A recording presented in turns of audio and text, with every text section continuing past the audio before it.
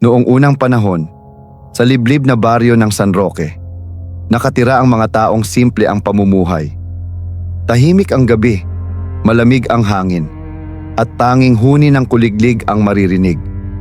Ngunit sabi ng matatanda, mag-ingat kapag kabilugan ng buwan, sapagkat gising ang aswang.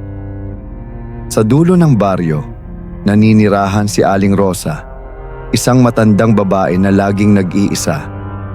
Maputla ang balat, malalim ang mata, at bihirang lumabas sa araw. Maraming nagsasabi, siya raw ay hindi ordinaryong tao. Isang gabi, may buntis na babae, si Luz, na biglang nagkasakit. Hindi siya makatulog at palaging may naririnig na pagaspas ng pakpak sa bubungan. Sabi ng kanyang asawa, siguro ibon lang yan. Ngunit sagot ng lola, hindi yan ibon, anak. Yan ay aswang. Sa labas ng bahay, may isang nilalang na gumagapang sa dilim. Tahimik. Ngunit may mahahabang kuko at dila na tila ahas. Habang natutulog ang buong baryo, si Aling Rosa ay dahan-dahang nagbago ng anyo. Ang kanyang balat ay naging itim at kaliskis. Ang mga kuko ay humaba. At mula sa kanyang likod ay tumubo ang malalaking pakpak. Ang kanyang mata ay nagningning ng pula at mula sa kanyang bibig ay lumabas ang mahabang dila, handang sumipsip ng dugo. Lumipad siya patungo sa bahay ni Luz. Ngunit sa di kalayuan, may isang matandang lalaki, si Mang Doro, na nakakita sa kanya. Agad niyang kinuha ang bawang, asin, at buntot pagi, mga panlaban sa kasamaan.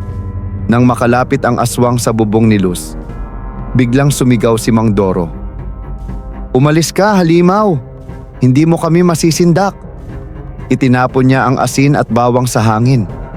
Nagsisigaw ang aswang habang ang balat nito ay nasunog sa liwanag ng buwan. Lumipad ito palayo, humahagulgol sa sakit, at mula noon ay hindi na muling nakita sa San Roque. Kinabukasan, bumalik ang kapayapaan sa baryo. Ngunit tuwing kabilugan ng buwan, sinisindihan pa rin ng mga tao ang mga ilawan at sinusunog ang insenso bilang pag-iingat. Mula noon, itinuro ng mga matatanda sa mga bata. Ang aswang ay paalala na sa bawat anyo ng kasamaan, naroon ang kabutihan na handang lumaban. At sa tuwing maririnig mo ang pagaspas ng pakpak sa dilim, alalahanin, hindi lahat ng halimaw ay nasa labas. Minsan, nasa puso ng taong nakakalimot sa kabutihan.